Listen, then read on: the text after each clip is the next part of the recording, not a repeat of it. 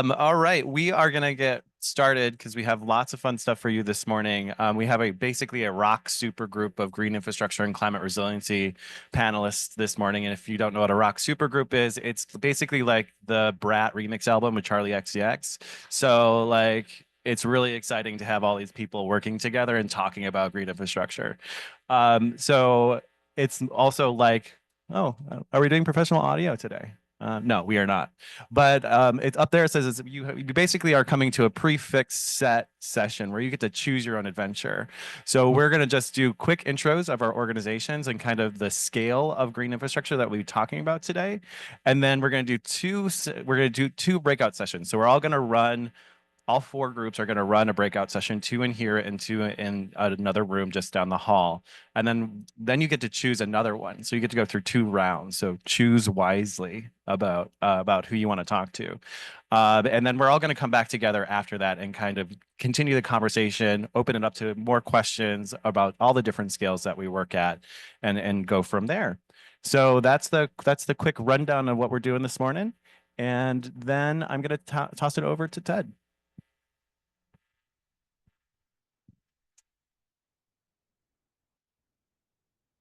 Awesome. Good morning, everybody. My name is Ted Haffner, and I am presenting from Chicago Wilderness Alliance this morning. And I'm going to give you a little bit of context as to who we are and what we will be talking about at our breakout tables, I believe in here in the back. So we are an all-volunteer organization of 300 plus partners in parts of 4 states, not all of 4 states, which makes it kind of tricky. Southeastern Wisconsin, northeastern Illinois, northwestern Indiana, and southwestern Michigan, all around Lake Michigan. And we focus on ecological and how does this not work anymore?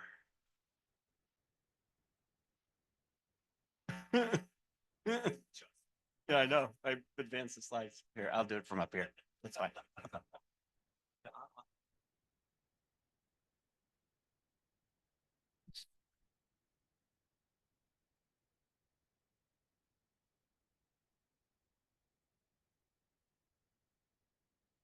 Okay. So here's our, okay, perfect. Okay, so here's our geography map. We have 4 states, about 550 municipalities, 38 counties, 8 million total acres, and about 11 million people. We just come shy of Milwaukee. We are watershed based for our boundaries. That's why it looks sort of weird like that. And then there's our illustrative representation on the right of our green region vision. So we're talking about climate planning today. In 2010, we did a climate action plan that was very forward thinking. The problem was it was sort of authored by experts and top down, right? About a third of it is still relevant because it was so forward thinking. A third of it needs to be ejected because it was based on the Chicago carbon market that lasted for about a year and a half in 2008 through 10, and then went defunct. So that needs to be revised. And then there's a third that just didn't turn out right as we thought. So what are we doing differently this time? Instead of expert-led top-down, we're looking at a relational approach, a community-based approach with this intersectional thinking that you think. So a lot of health components, biodiversity loss, which is in our ecological and conservation bailiwick. But like health, environmental justice is new to all of us. Well, not really new to all of us, but we're paying more attention to it now, as well as food security and those kind of issues. The other portion here is the inclusivity and ways of knowing, right? We're making a focus on traditional ecological knowledge, bringing in different ways of knowing and working with the earth and management and all of that. So again, we're going out into the community, making it relational. It's much less physical science based where you have a hypothesis and you think of what's going on. We're actually going out into the communities to find out what's impacting them, to ground truth what's impacting them, and to see what solutions they might be already doing to amplify those. And the whole crux of this is because in Chicago, our regional plan through CMAP and the Greenest Region Mayor's Metro Caucus plan and the city of Chicago, they really ignore nature-based solutions. They focus virtually only on energy and transportation.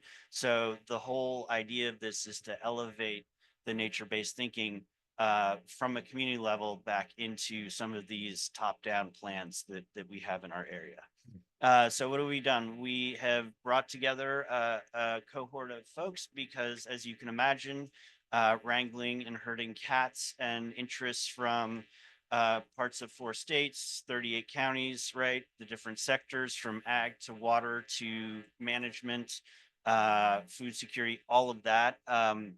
That's a challenge, right? So we started out with folks in a representative circle, thought of who should be on the co-design team, the co-author team for this, right? Those are the community members. And then the level of involvement and support and awareness going out in concentric circles from there. We are about to kick off the co-design phase, but that is where we're bringing this group together with soft guardrails. No charge, because really it's relational. We want to hear from them. We want to know what they're doing and what their impacts are without guessing or putting any constraints on them in terms of process. And this has been a little tricky with our organization because we have those of us who think, well, what are the outcomes? Where is this going? We're a little nervous about this. But our education really shows us that just to put soft guardrails on this group and have them come up with their deliverables and their process is really the way to go in terms of something like this. So where do we see this going? We'll have a virtual soft launch in the next, hopefully 2 to 3 weeks. And then alignment and visioning sessions, because as you can imagine, this group of experts, non-experts, there's going to be some alignment issues. And then we're going to talk about what's moving us towards this sort of cohesive vision for green infrastructure and nature together, instead of being very separate. Right? Conservation has sort of acted in the past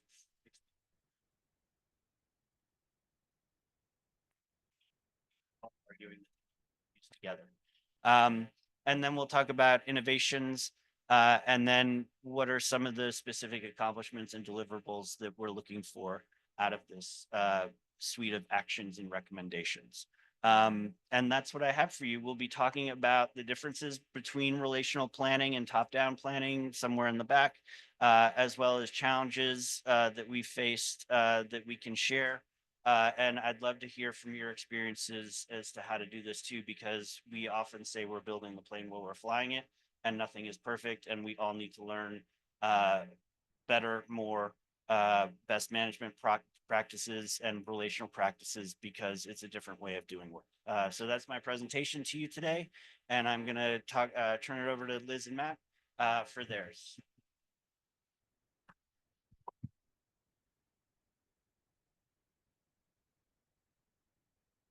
Everyone. So our next topic is going to be on tree canopy. So we'll be talking about how trees intersect with regional issues and sharing some cool projects going on here in Dane County, Wisconsin, where we all are right now, and in the Twin Cities metropolitan area. My name is Liz Levy. I'm an environmental planner for the Capital Area Regional Planning Commission, known much more shortly as CARPC. We're a government agency working here in Dane County. We're one of 9 regional planning commissions working across Wisconsin. We've got 3 main focus areas. The first is water quality and climate resilience. We find it really valuable to take a regional view of environmental resources because they often cross municipal boundaries. So Red River might start in one city, weave through several more, but the policies in each of those communities is going to affect the quality of that water. We also take a regional view of land use. So we ask a lot of questions like, in 2050, how do we make sure we have housing for everyone who wants to live in this county, as well as protecting environmental resources and preserving farmland? Lastly, we do a lot of community assistance. So this just means assisting municipalities, other local government within our region with planning and decision-making however we can. So this is like my favorite image to share with everyone. I think it does a great job speaking for itself about why trees are such an effective form of green infrastructure and of just how many benefits that they give us. So just a couple I want to highlight. So climate scientists are predicting that much of the Midwest is going to become warmer and experience more severe and frequent storm events. So trees are a really effective form of green infrastructure and a great way to build climate resilience because they can help mitigate high heat through providing shade, releasing water vapor through their leaves. And they also can help mitigate storm events and flooding through intercepting rainfall. Trees also absorb carbon from the atmosphere and store it in their wood leaves and roots. The Forest Service estimates that trees offset about 10 to 15% of our emissions in the US.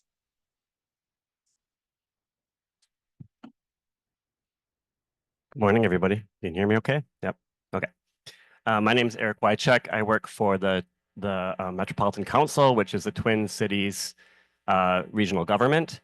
I'm a climate and now I'm a water and climate planning analyst as of 2 weeks ago. So I was just in the land use section, but I've moved over to the water section. Not that you need to know that detail, but Metropolitan Council is really interesting. As an MPO, some of you might be familiar with metropolitan planning organizations. They tend to help with planning functions and basically convene a lot of governments to go further in their planning work. Metropolitan Council is a little bit unique because we're more than a pass-through for federal highway dollars, for instance. We actually have infrastructure. We treat the lion's share of the wastewater in the Twin Cities metro region. We also run the transit system, which is very unique. And the crown jewel, in my view, is that we have a regional park system that's linked together with trails. And that, to me, is like something that's really exciting about the Twin Cities metro region. So we do a lot of planning. And we plan across 189 jurisdictions. So there's a lot of stitching together between rural, urban, suburban, exurban. So what we're going to talk about is a really innovative tool that we launched a few years ago called Growing Shade. I hate the names of government tools because they're never catchy. So I came up with Growing Shade, kind of like referencing throwing shade. So it's actually got us a lot of press because it is pretty catchy. And it's so much so that Dane County grabbed hold of it and used our methodology to create their own tool, which is great. A lot of this session is really going to be about how we can work together more, right? This collaborative is really interesting because we shouldn't have to be duplicating the work.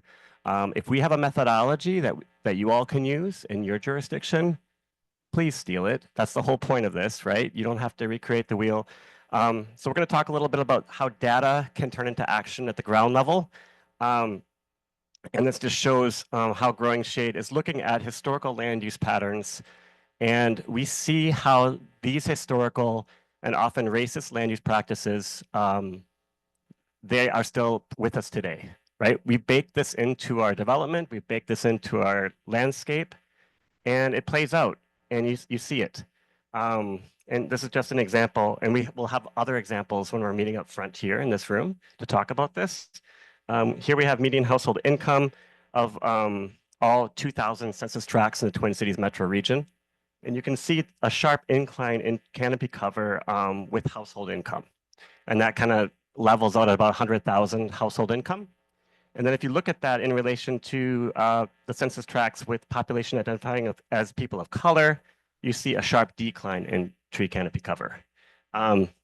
This might not be much surprise to many people in this room, but what we want to do is actually create interventions on the ground to change this. The best climate planning, in my view, is not about changing necessarily how we do things, but changing how we prioritize things. So when it comes to trees and the co-benefits that trees bring, it's not just about plopping a tree in the ground. It's about making sure that tree goes in the right location to maximize benefits to those who need it the most. It's efficient, it's economical, and it pays dividends. And this gives us a little bit of an example of how this really interesting tool connects with all of these different regional issues. So we've got different variables that we've entered into the tool. And basically, a nonprofit, a city, forest practitioner can actually pop in different variables to see, I'm applying for a grant that's related to climate change or environmental justice, or maybe I'm focusing on conservation. Those priorities change based on how people are using the tool. And it can actually generate a report that you can then present to decision makers to help basically shape those commitments. So this shows environmental justice, the need for greening intersection with income, race, and ethnicity. Climate change, as Liz mentioned, trees are the Swiss Army knife of the built in natural environment, so they do a lot for us. Conservation and natural systems, offsetting carbon emissions and conserving biodiversity. And then we've heard a lot at this conference about the fact that climate change is a tricky issue in the rural areas. If you look at a lot of the blue in this map, these are very ag-focused rural areas. So when we talk about trees, we might not want to mention that we're trying to solve a climate issue or a climate change issue. We might want to focus on a public health lens in some of these locations because that resonates with a lot of communities outside of the urban. And that's me. We're going to be meeting up front, Liz and I, and presenting, and we won't have mics, but we'll be gathering up here. And I'll pass it over to Bill from Delta Institute. Thanks.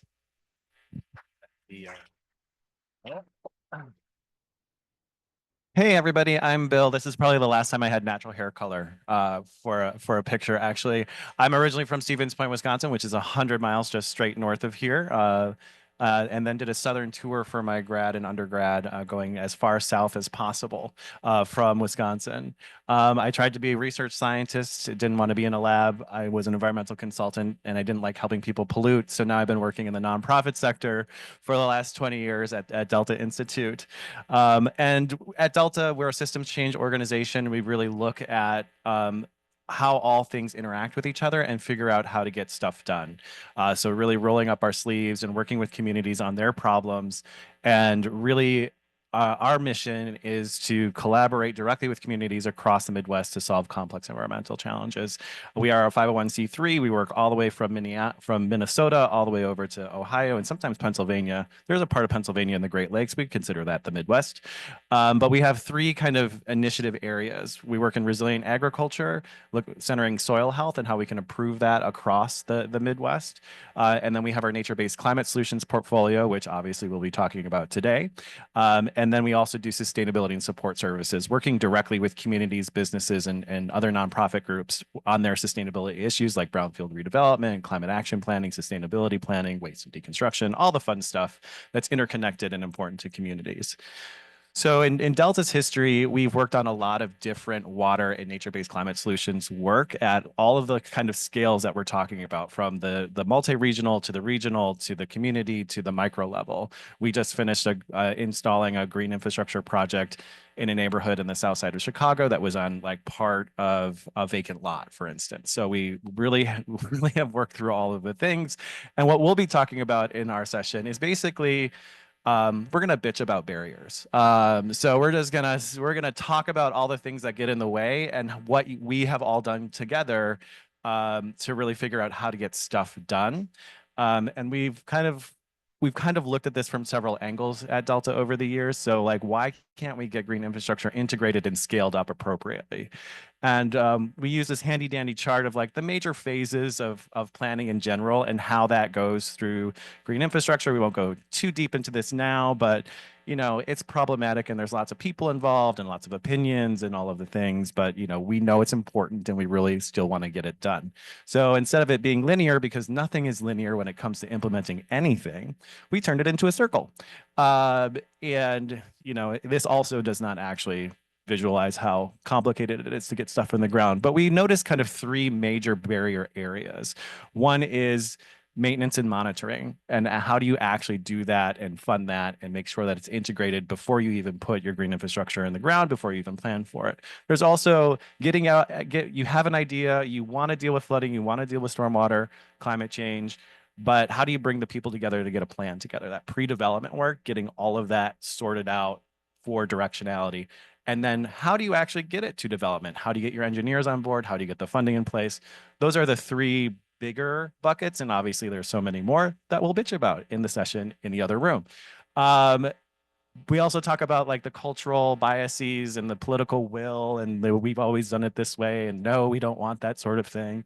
We have our capacity issues that we run into, and then we have our funding issues that we run into. So I call it the so what issue. There's the time and the money. And that's really what it comes down to. But there's also everything underneath that, and we try to open that up with the folks that we work with to really see how we can get things done regardless of these major barriers that we run into over and over again across the Midwest in different and weird ways. So that's what we'll be doing in our session later today. How do we deal with all of these issues that you have to deal with implementing, and what have you all run into, and what has your success stories been? And we'll turn it over to our last presenters.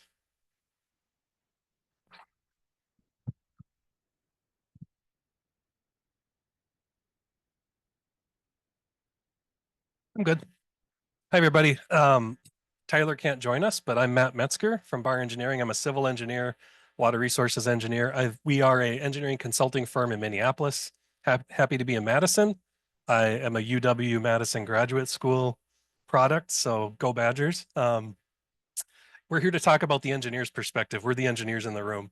From a water resources angle, and particularly a watershed perspective, our breakout's going to be talking about how that kind of watershed view of things across scales can be kind of a unifying design principle to do individual projects, plan projects, and make sure that we're planning, designing, building individual projects that when you add them all together across the scale of a neighborhood or a city or a county or an entire river basin, we're accruing benefits toward what our final planning goal is.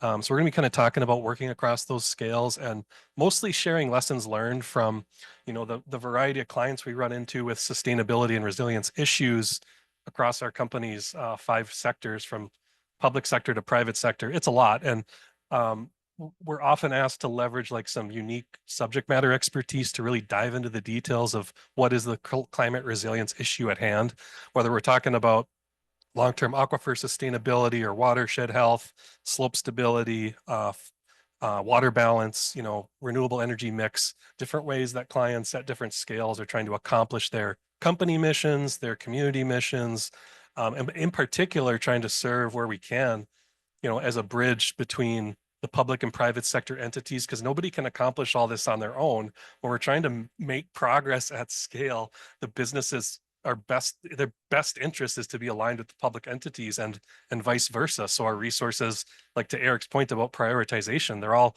aiming in the same direction. So the kind of the two sides of the coin of the materiality assessment issue of ESG, if you're coming from that world, or for climate action planning, a lot of your plans are going to include the one side, like the outside in approach on how is climate affecting our organization. And that's kind of the climate adaptation a lens. So you're looking at projects to enhance value, reduce risk. How do you ensure long-term performance and durability and survivability of the infrastructure?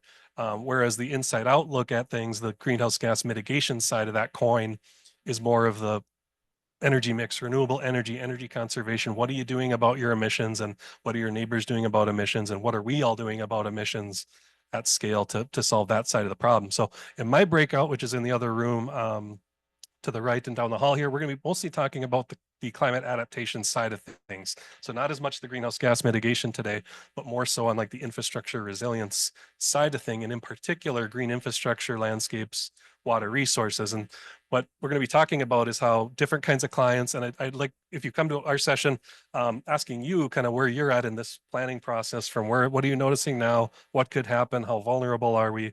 What factors kind of put our community and infrastructure potentially at risk long-term with climate change risks and what we're seeing and what's projected? What are we going to do, and how are we going to accomplish that, like one project at a time, so that when we put all those projects together, we're making progress in the long haul? Talking about kind of lessons learned across that, and where we can help you identify any barriers in there, learning from each other, just what's working, where are your challenges, and have the group kind of exchange some ideas in the breakout about suggestions for overcoming those. And I'm not even going to try to read that. That is just, when you're talking about these different phases, I mean, planning level is across all of these dimensions, and planners and Tom and Eric, they have, you know, the city, the metro-wide map, the Chicago metro-wide maps, the Twin Cities metro-wide maps. And when we get into like individual building block projects and site constraints and brownfields and aquifers, there's these subject matter expertise that comes in. And it's important that we're thinking too about what are we learning on the individual sites and projects and implementation and what's working, so that we can give that feedback back up the chain, you know, to the planners and the plans, so that the technical people and the planning people are aligned, and that we're all talking the same language and we're all trying to accomplish the same thing, and that the opportunities and things we're showing on the maps at the big picture are really grounded in what's achievable and economical at site by site, business by business, corridor by corridor. So we've got some boards in there if you want to take a look to kind of fuel some discussion. We won't have time to kind of go through them all, but kind of looking at individual project and then ideas kind of with natural resource and ecosystem resiliency, and then talking about flood resiliency particular at scale, if any of you are encountering that with extreme precipitation, not just riverine flooding, but groundwater flooding, and how the water balance in your community might be driving risk to landowners and infrastructure assets. Extreme precipitation and unmapped floodplains is something I could talk about for days. I'll try not to focus on that too much today, but that's really an emerging issue for communities and homeowners and landowners. And you saw it, you know, you saw it in the Southeast last year. You'll see it in Iowa this summer.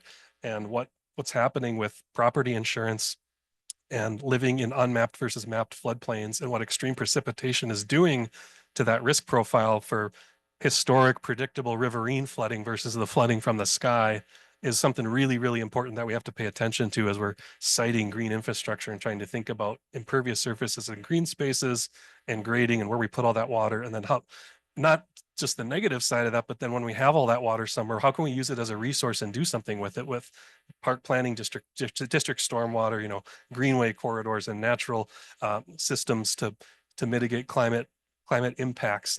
The opportunities there are big too, but it requires space and it requires planning, and it requires us to understand individual projects that can be successful, but also community outreach and planning and all the high level stuff and kind of stitching it all together. So we're hoping this panel of experts is kind of crossing that whole range, and we're stitching that together at the end of the day if you bounce between our sessions. So thank you.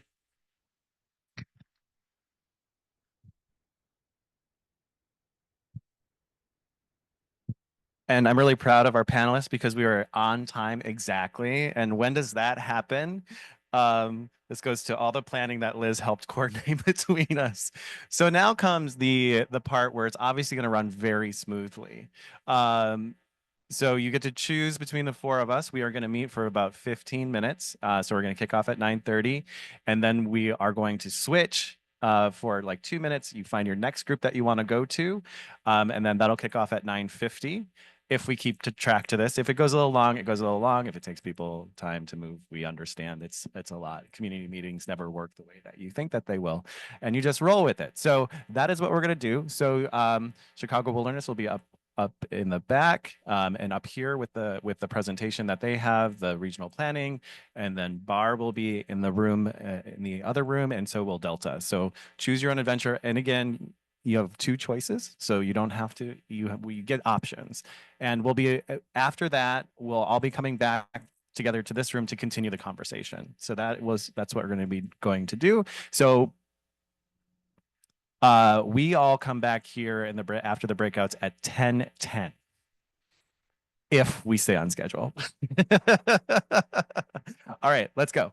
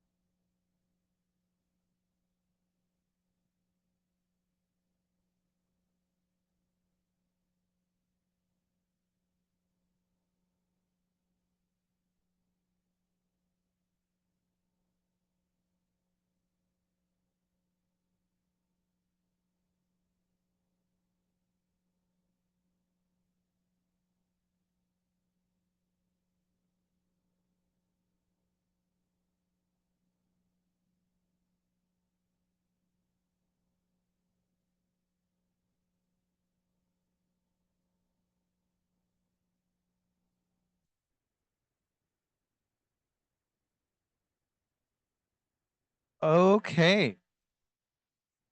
Okay, everybody, we are back. There's a couple seats in front if people want to come up front.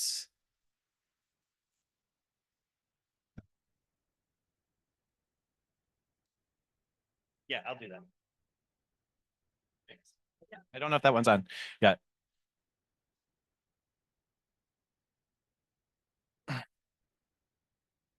So I hope everybody had fun in the breakout sessions that you got to go to. I loved the therapy sessions that we had talking about the barriers to green infrastructure, but a lot of great information and sharing also happened. So please follow up with folks that you've like encountered on dealing with these things together, because that's what the collaborative is all about, is like bringing people together, sharing all of the things that we deal with on a daily basis, recharge, grieve, all the important things. So we've got about 10 minutes to continue the conversation, back together as a full group. So we're just gonna basically have open format. If you have questions, ideas, resources you want to share, Ted's got the mic. He will run around and we will continue the conversation.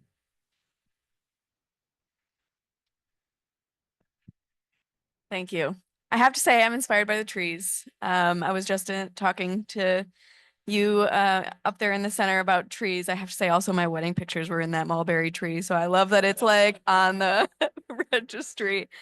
You've got me thinking as a local official, and also someone who's collecting data on tree canopies across the US. My first point is I just like pulled up my rating system here to look at our thresholds again. And I would say like out of over 200 cities data that I've looked at, it's really hard for them to get that 20% urban tree canopy threshold. Really hard to get. So this is like the tools that you're using is really great ideas to engage local governments in trying to build the community around protecting tree infrastructure. So a couple things on the city scale I was wondering if you could address, or county scale, any local government scale. Tree, are there example resources you have to, one, require developers maintain existing trees? Two, engineering ordinances too, because we know like the ground beneath us is like basically electric wires everywhere. So it's really hard to enforce these ordinances when we literally have nowhere to plant them when the underground infrastructure is so dense. And other ideas that I had when I was listening to like your historical data is like, oh, well, if the Wisconsin State Historical Society is like helping digitize this content, could heritage preservation commissions offer historic designation and protections over historic trees in addition to the buildings? Because these are like, we have these amazing buildings. I'm the chair of our Heritage Preservation Commission in the city of La Crosse as well.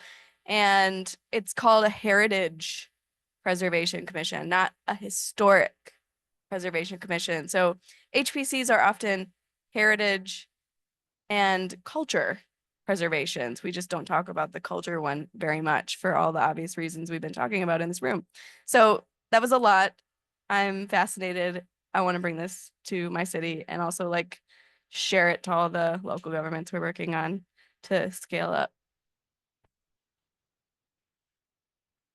Responses necessary. Yeah, I mean, I'll say that the issue of like developers and trees, and are they going to cut down that tree in their plan? That's something that we struggle with in Dane County too, something we're working on. I know that there's been some attempts to make like tree ordinances, which essentially would make, I think a lot of times what happens is that trees, no one really thinks about the trees until the plan has been made. And then they're like, well, we already made the plan, so we're going to cut down that tree. So there's been some efforts to just put trees on the top of the list and make sure that they're being addressed and looked at earlier on in development plans. But definitely something that's talked a lot about in Dane County too, and we definitely don't have any kind of perfect solution for. I love that idea for designating trees as like heritage or historical. Yeah. Yeah, that's a great idea.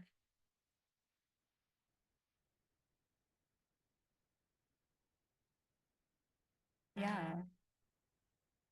Yeah, no, I love that idea. I'm definitely gonna look into that some more.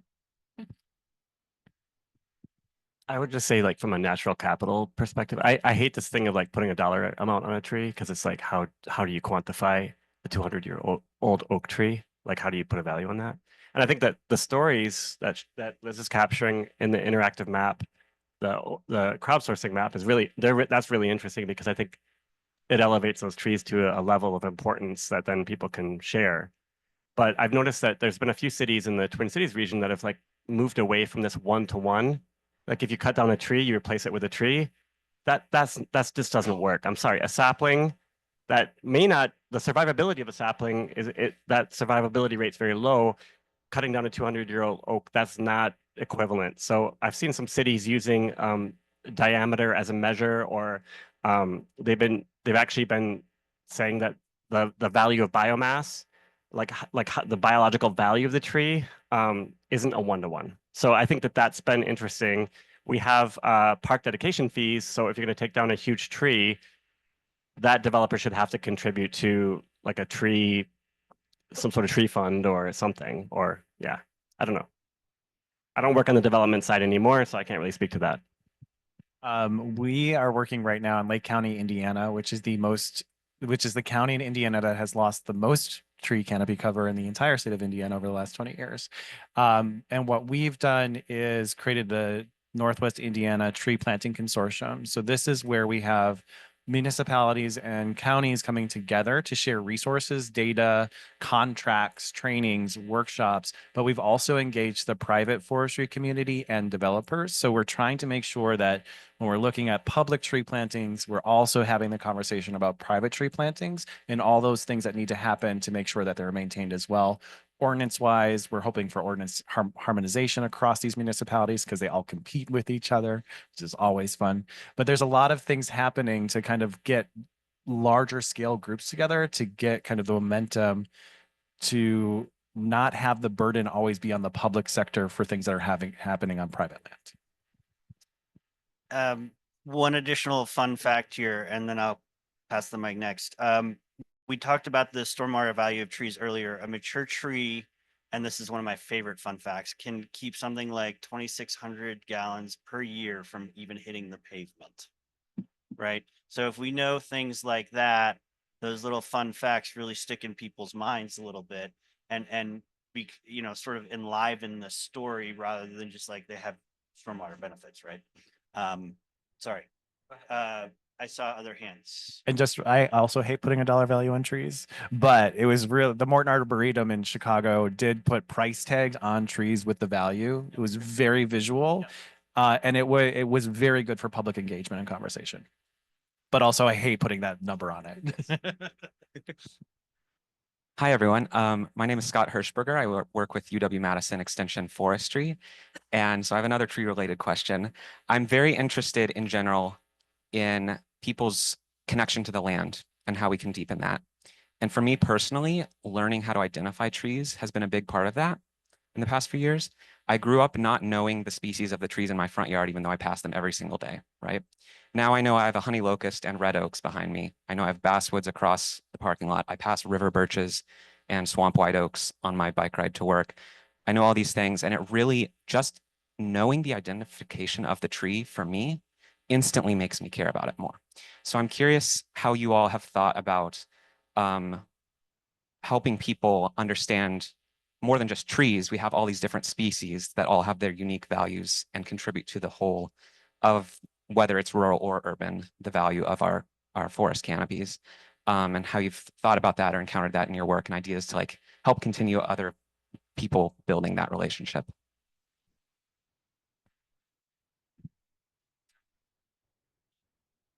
Oh, go for that. The engineer has a tree opinion. No, it's a great comment. I totally agree. And I'm going to answer it from the perspective of like watersheds. It is a huge issue that we have to tackle, is keeping people grounded to soil and landscapes and water and how living systems work, and keeping people from living their whole life through a screen and getting them out in their watersheds and communities and seeing how this stuff works and where their food comes from, where their water comes from. I agree with you 100%. And it's like interactive stuff on the ground out there engaging people outside of digital media, outside of even being in a room like this, for sure. I would say real quick too that language matters. You know, when you're writing policy, we need to stop talking about natural resources. I mean, the terminology that we've been using is extractive. It's about what the natural world provides to humans. I made a very conscious effort in our 2050 plan to switch that to natural systems and to move to a more kinship way of referring to the natural world, because our indigenous brothers and sisters, they refer to trees as relatives, and we need to move closer to that sort of thinking. I mean, a lot of the science is catching up with what we've known for thousands of years, which is that trees communicate with one another, like through their root systems. I mean, all this stuff's coming out. So I think getting that stuff in policy is really important because it starts to change the thinking. That's just my thoughts. We did demonstration plantings in our project of different types of tree plantings, including like a municipal run orchard. And then we worked with all of the local schools and institutions across the region to bring people to them. So we actually have like 600 YMCA kids coming to one of our planting sites next week. I'm glad I'm not there to manage the chaos of that. Always find the partners who are good at that and willing to do that. But that experiential learning, and the kids will come back excited and push that conversation at home. And that model has worked a lot through other sustainability issues around food access, around nutrition, around energy efficiency, water use. So if you can create those kind of experiential things, that also connects people to the projects. Hi, folks. One last tree-related question. Maybe last, maybe folks have more. My name is Lauren Becker, and I serve as a sustainability coordinator for the city of Carbondale, Illinois. Loving the conversation that we're having about heritage trees, especially. I came in serving as planner and sustainability coordinator, so I've been on the side where we're writing the policy, but I also work within the planning department and the code enforcement division. Enforcement of the policies that we've written has been it's been a pinch point for us. I don't know if anybody else, if that's right. Of course not. I want to ask, do you have any guidance or any success stories about enforcement of really stringent protections for urban heritage trees? And when we talk about what sort of policies can be written, whether or not that's financial fines for cutting down 200-year-old swamp white oaks. Do you have any guidance, any recommendations? I can start this question. So at an organization I used to work with in Chicago, Open Lands, they have a very active tree planting program and tree maintenance program. That came about because the city of Chicago, under our former mayor Daley, had this tree greening beautification program, right? But they didn't have the BOF to actually support that. So Open Lands created this tree affinity group to help the BOF actually do their work. Bureau of Forestry, right? So this affinity group is now 25, almost 30 years strong, and they actually act as the watchdog and enforcement mechanism, because the affinity group, in order to plant trees or get trees in front of your house, you have to agree to 3 years mulching, watering, right, maintaining, and you have to sign a pledge, and the organization actually comes after you if you don't.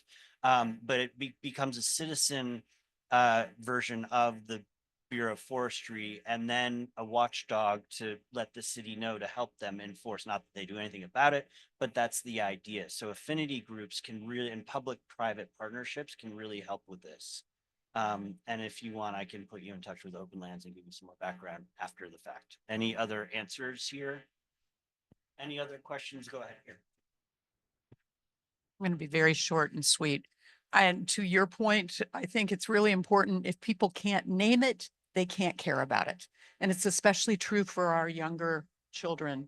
I'm here in the capacity for my small local community, but I also serve on the Arboretum Committee for Washington University. There are now a level 3 designated by the Morton Arboretum on campus. they've named all the trees, and I don't mean name them like this is Tom and Joe, but they have their botanical name, they have their common name. And most recently, they've added to that naming convention through like a QR code that all the students can look at, the indigenous names of the tribes that were local to our community. Again, sort of reinforcing this longer term view of the 7 generations. And I love that. And steal that idea, take it home, put it in place. I'd love to do it in my community. I recognize we're almost at time, but I'm happy to stay, everybody. So there was a hand back there and a hand over here. But if you need to go, please, I think. Sorry. So my question, and this may be, I think everyone in the room is thinking about this to some extent, is that we've had this fire hose of funding for a few years now, and so much of that is being abruptly cut off. So what, in your own respective organizations, what sort of planning or pivoting are you doing? What are you hearing in the sector about how to make some of this stuff still move forward despite not getting help at the federal level?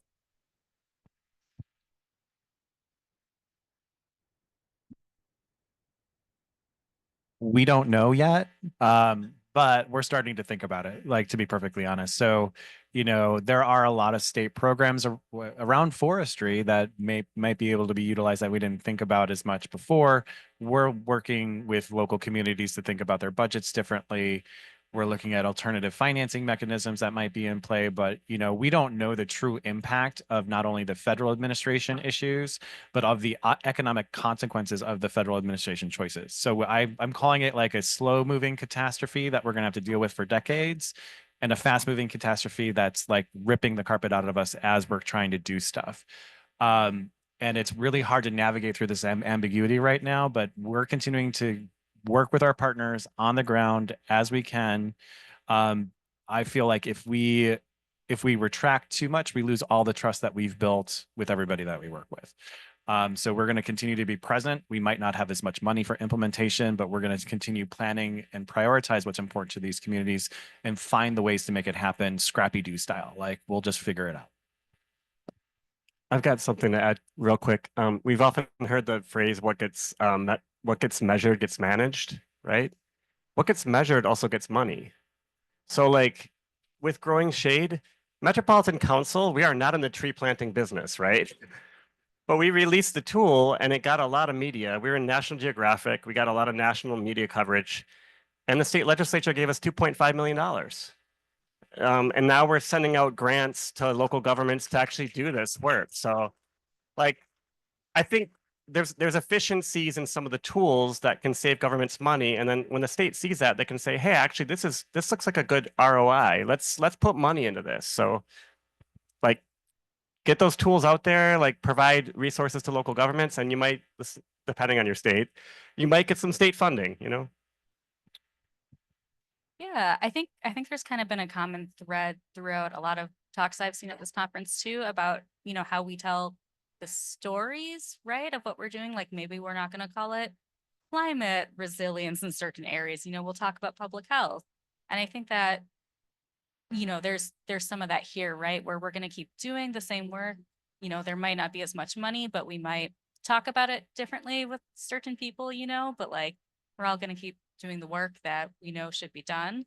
Something too that I really like about green infrastructure is, right, like, if we plant these trees and they survive, like, they're going to outlast everything that's going on now, right? And same with any other really effective green infrastructure. It's for the long haul. So if we can get it done, if we can get it in despite all the challenges, like, that's going to be helping people generations from now. I want to ask this question to private industries, because what private industries had counted on funding or hurdles being removed, and they had some big initiatives.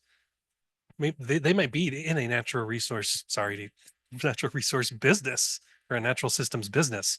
I've been wondering if any of them are potentially funding partners to go together to accomplish some value creation in communities where maybe they had a rug pulled out from under them too. So I don't think it's just affecting public entities. I see it more with greenhouse gas climate mitigation projects where like Department of Energy funding and IRA funding, and that's really been put into parking lots and affecting private industry and clients and even public sector too. But the local goals and community goals and their customer goals don't change. You still have to accomplish stuff. But I agree with Liz, like you have to have some situational awareness. And like one of my Canadian friends he told me like, just say it more climate benign. Like to make a pitch, like, okay, so well, maybe we have to like change our language a little bit and focus on kind of more of the micro benefits and not climate resiliency. We've got to drill down to what the constituents really care about for that particular effort and initiative. And but there's no magic answer. We're all watching it and trying to see what happens. But I really wonder where private industry is and what they're going to do too. Couple extra thoughts. To language, we have groups in our area that are pulling up lists of illegal words that the new administration doesn't want to see. So use those, reference those lists in your grants, and generally you'll be better off. The other thing is private foundations. A lot of private foundations have already pledged they can't make up the shortfall of billions and billions, but they're gonna, so look at private foundations. And then the last thing is look outside your sector. To Matt's point, you know, conservation and transportation don't always meld together, but maybe there's an opportunity here, especially with some of the burgeoning opportunities in renewable energy and siting and that kind of thing.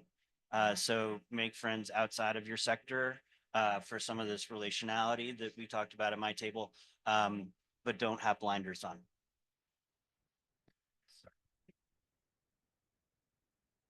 I was just curious because what I was going to talk about kind of adds on to that.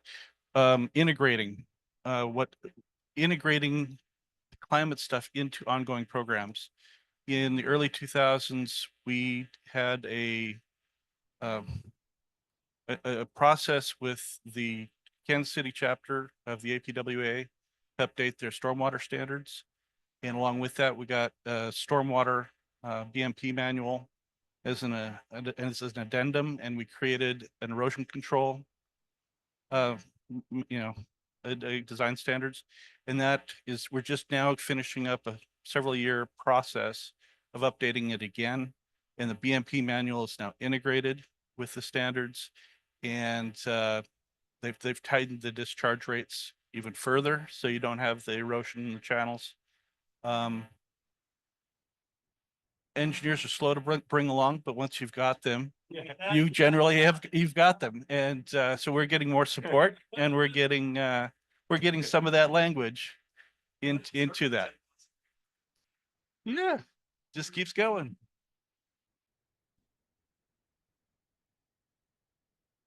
Any last questions, comments? Awesome. This is great. Thanks, everybody.